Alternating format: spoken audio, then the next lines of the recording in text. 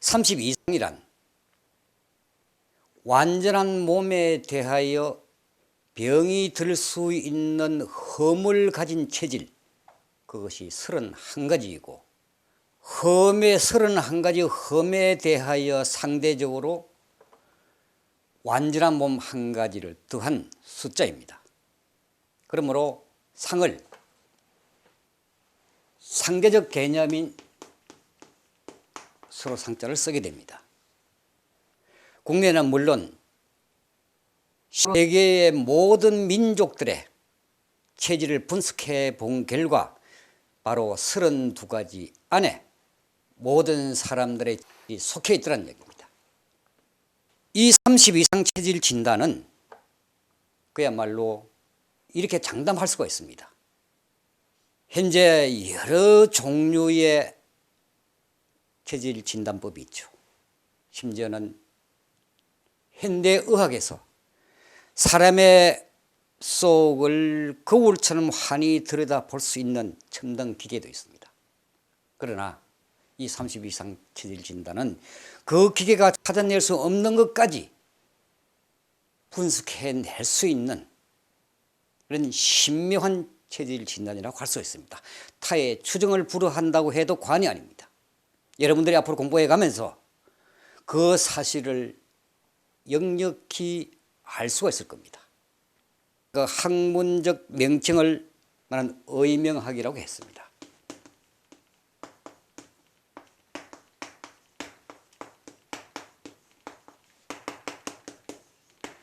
의명학이란, 의는 여러분들이 아시다시피 바로 의학이죠. 의학. 의학은 무한합니다. 의학에는 단순히 사람의 질만 분석하고 사람의 병증이 어디에 있고 하는가만을 말하지를 않습니다. 때로는 자연과학도 필요하고 사유의 깊음 속으로 들어가서 철학적 시각으로도 봐야 됩니다. 그만큼 인체의 논리는 대우주처럼 신비하기 때문이죠. 그러므로 의학은 단순한 의미로 봐서는 안 됩니다. 의명학이 바로 그런 것입니다. 그 다음에 이 명, 대개 이 명을 사람들이 해석하건대 목숨명, 목숨이다 또는 명령한다 이렇게들 해석합니다. 틀린 말은 아니죠. 그러나 여기서 말하는 명은 그런 뜻이 아니라 보다 깊은 뜻을 가지고 있습니다. 이 명은 공자가 풀이하기를 하늘의 뜻하고 말합니다. 한 발 더 나아가서 맹자는 하늘의 뜻을 교육한다 그런 뜻이 됩니다. 하늘의 뜻이 뭔가? 우리들은 하늘의 뜻, 옛사람들이 어떤 일을 이루고자 할 때 그 일이 잘 이루어지면 하늘의 뜻, 이루어지지 않아도 하늘의 뜻, 하늘이 나를 돕지 않구나 하는 얘기들을 했습니다. 그러면은 그 하늘의 뜻을 대개 생각하기를 마치 신의 존재가 그렇게 사람의 목숨과 생명 그리고 운명까지도 지배하는 것 같은 그런 뉘앙스를 풍기게 되죠. 하지만 명은 그런 뜻이 아닙니다. 나중에 천천히 이 문제에 대해서 이야기를 하게 될 겁니다. 명은 한마디로 섭리입니다. 섭리. 이 섭리는 어떻게 전개가 되는가? 그 섭리는 지구의 자전과 공전에 달려있죠. 그에 의해서 변화하는 기후와 에너지, 이것을 일컬어서 섭리라고 말합니다. 그러므로 명은 목숨이다, 명령한다 그런 뜻이 아니라 지구의 자전과 공전에 의해서 변화하는 질서정연한 기후와 에너지의 변화, 규율을 말한다 이거죠. 그래서 의명학이라고 했습니다. 섭리를 분석해내는 학문이라는 이야기죠.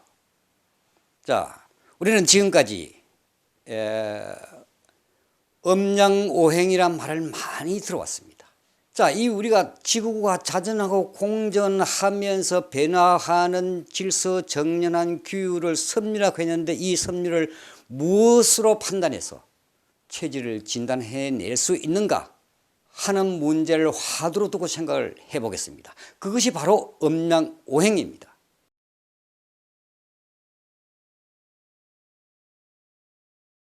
여기서는 임묘진이 방합을 하죠. 임묘진이 방합해서 목기가 강하게 작용을 한다. 그런데 임묘진이 방합을 할 때 만약에 진토가 묘와 인 사이에 있다면 이건 자칫하면 위험이 걸릴 수가 있습니다. 다행히 임목과 진토가 멀리 떨어져 있고 묘목이 음과 양의 관계라서 이것을 극하지 못합니다. 그래서 위험은 없다고 봐야 되겠죠. 하지만은 목기가 강한 이상 상대적으로 위는 약합니다. 더군다나 생시에 미토가 있으니까 목이 비장을 누르고 있죠. 오른쪽에 있는 간이 너무 크고 실해서 약간 왼쪽으로 치우쳐 있는 이 비장을 억압을 하겠죠. 그래서 비장이 약합니다. 비장이 약하니까 뭡니까? 면역력이 약하죠. 대개 이 면역력이 약하고 비장이 약화되고 이러면은 요 폐두통이 잘 옵니다. 특히 심장이 약할 경우. 이 경우도 임묘질이 방합해서 화를 생하기 어렵습니다. 심장도 약하죠.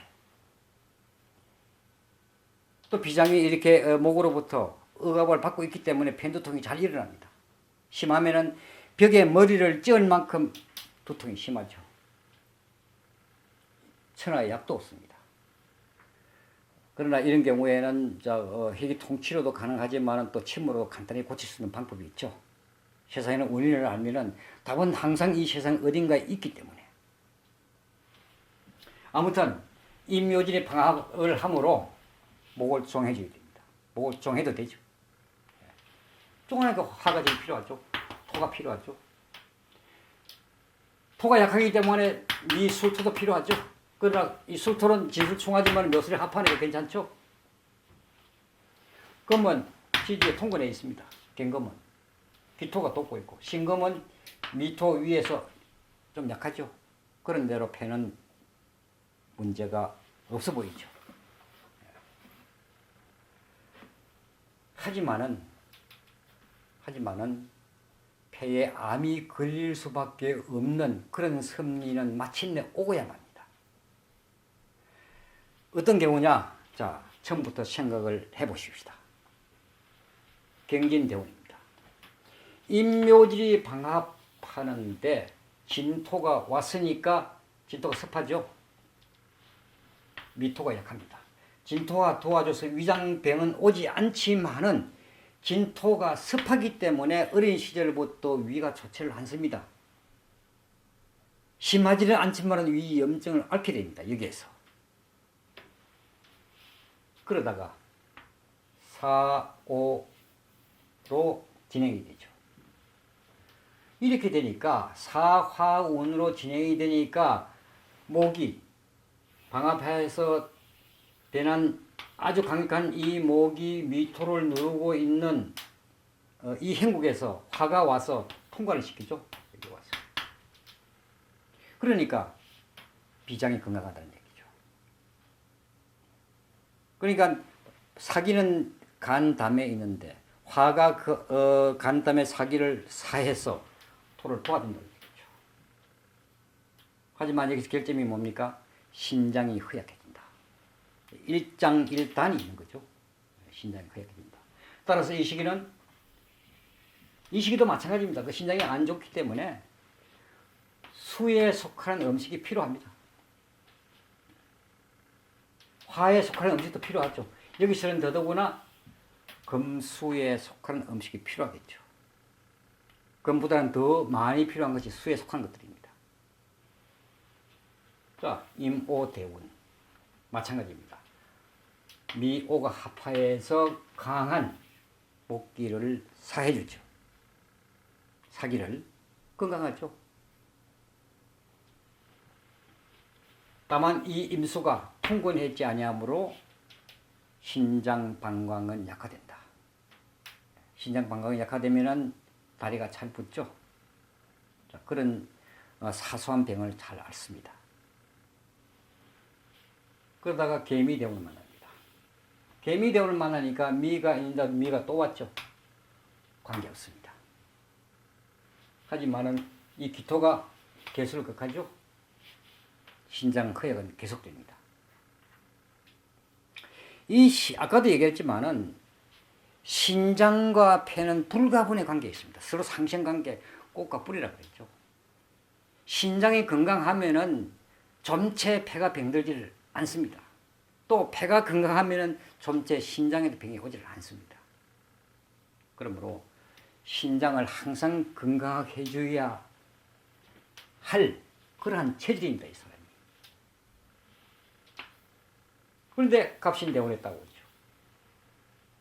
갑신대원에 오니까 드디어 이 간목이 경금과 싸웁니다. 경금과 싸우지만은 목기가 워낙 강력하기 때문에 경금이 지지 간목이 지지를 않습니다. 자, 표리관계란 말이죠. 지지는 리, 속이 아주 단단하죠.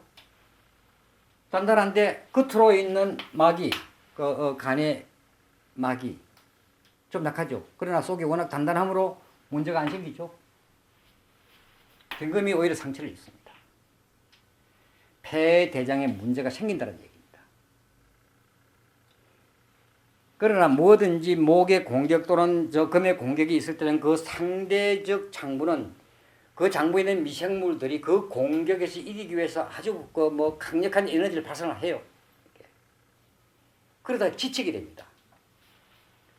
지칠 즈음에 을류대원을 만나죠. 을류대원을 만나니까 어떻게 됩니까? 진유가 금화지만 묘유가 충합니다. 나중에 와서. 자, 임묘진의 방 앞에서 목이니까 바로 충하죠. 유분과. 금의 현상이 일어난다는 얘기죠.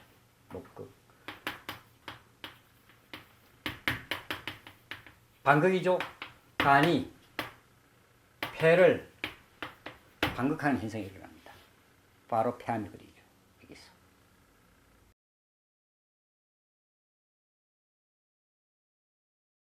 편제에 대해서 말씀드리겠습니다. 편제.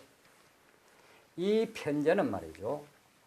그야말로 동가숙서하식 할 수 있는 그런 기질. 두 번째.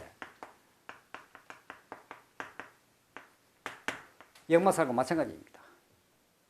그리고 외로운 사냥꾼처럼 끊임없이 재물을 찾아서 천하를 주유하는 그런 자. 만약에 일간이 강하고 편제도 식신상관이 있고 편제도 있다면 편제운에서 그야말로 거부가 될 수 있고 관운에서는 일국의 대통령도 될 수 있고 수상도 될 수 있고 장관도 될 수 있고 국회의원도 될 수 있다. 이거죠. 또 지사도 될 수가 있습니다. 편제라는 것이 그렇습니다. 하지만 일간이 약하고 편제가 강하다면 식신이 너무 강한데 일간이 약한 경우에 사람들이 헛소리를 하듯이 똑같은 현상이 일어납니다. 이 편제가 유통의 재물이므로 천하를 주유하면서 끊임없이 외로운 사냥꾼처럼 돈을 쫓아서 다닌다는 얘기죠. 그리고 그 입에서 역시 식신과 마찬가지로 그 입에서는 수백억이 뭘 한꺼번에 수백을 만질 수 있을 것 같이 그렇게 허풍쟁이가 됩니다. 그리고 또 재미있는 것은 이 편제는 정제와 달리 호탕한 면이 있다. 정제 같은 경우는 좀 쫀쫀한 면이 있는데 편제는 좀 혹을 품다. 이거죠. 상당히 또 그 기운도 아주 의리가 있는 그런 남자 같으면 남자답고 여자도 남성다운 그런 기질을 발휘합니다. 이 편제가. 또 작은 재물은 탐하지 않아요. 깨끗이 버리고 큰 것을 생각하는 그런 대범함도 있습니다. 그러니까 때를 만나면 엄청난 재산을 모으게 되죠. 또 때를 만나면 엄청난 직위에 오를 수도 있고. 이것이 편제입니다. 시상에 이제 1위가 아니고 하나가 돼 있죠. 편제가. 하나가 돼 있지만 시에 어쨌든 시에 있으면 좋다고 얘기를 합니다. 이라고 판단을 해보면은 자 이게 이제 이건 말이죠. 또 이제 그 또 한번 이야기 작기격이라고 말할 수 있는데 요 축은 기토죠. 기토는 경금을 생하는 인수가 되죠. 그래서 이런 경우에는 잡기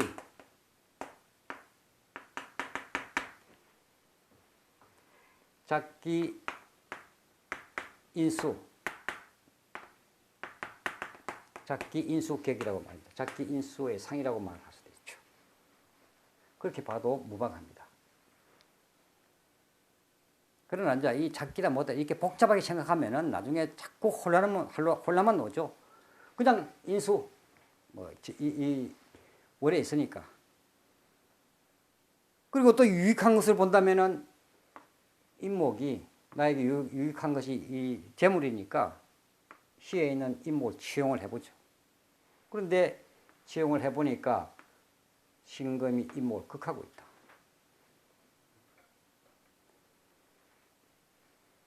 편제가 비록 시에도 있고 년에도 있지만 년은 일간에 미치는 영향이 아주 약합니다. 약해서 이제 시상으로 택해 봤는데 경금이 축의 도움을 받고 신금의 도움을 받고 있고 경금의 도움을 받고 있죠.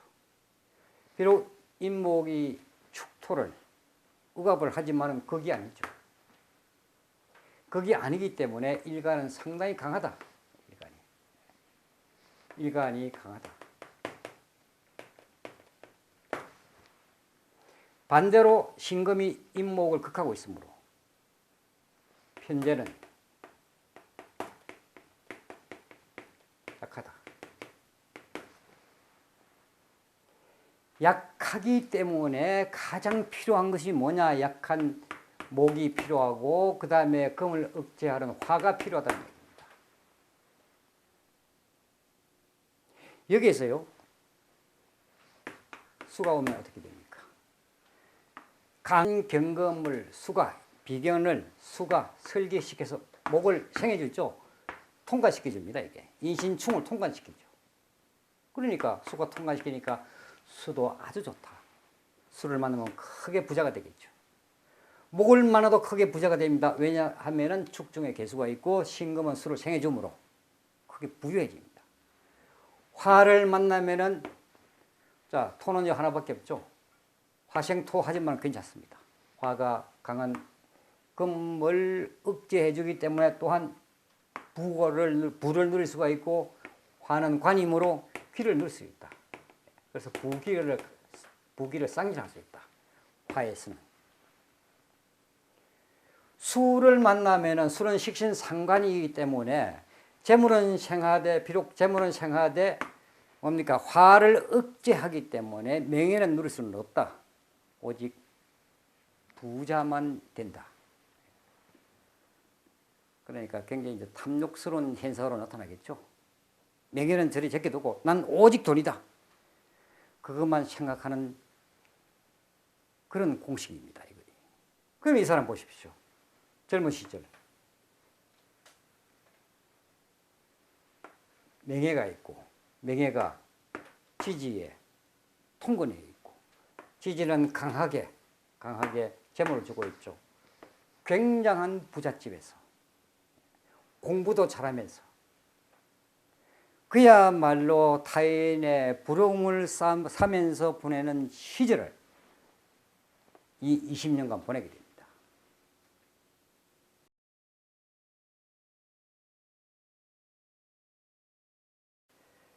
자, 3대째 아주 부유하게 살은 한 집안이 있었습니다. 여기에 교과서에도 설명이 되어 있죠.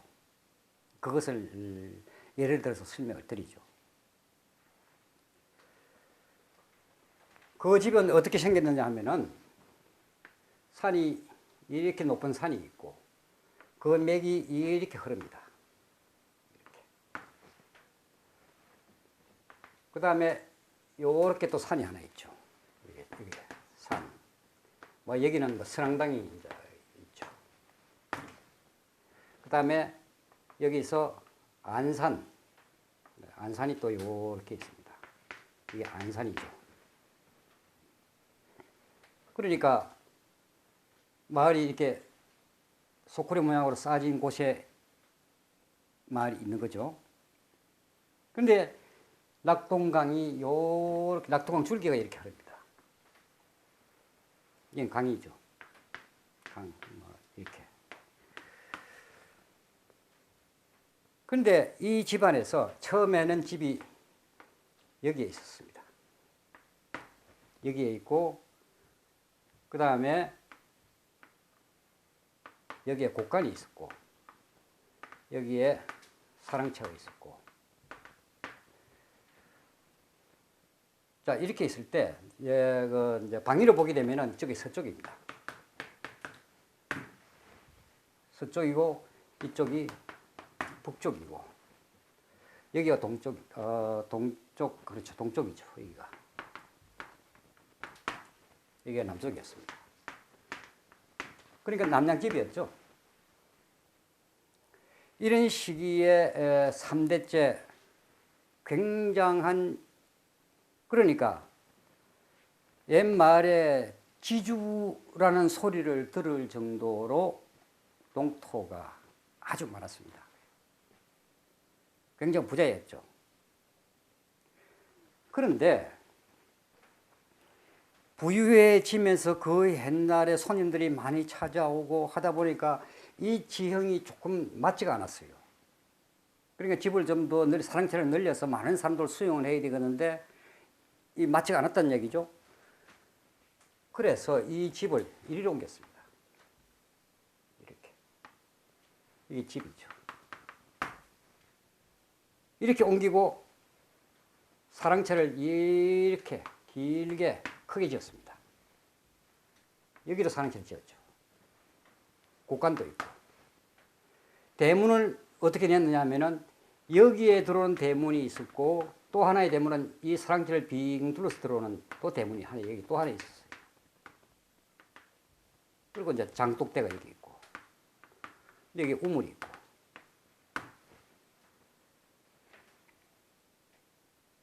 어떻습니까? 처음에 지었던 집은 배산 임수가 잘 된 집입니다. 그리고 안산을 마주 봤죠. 안산은 산을 등졌죠.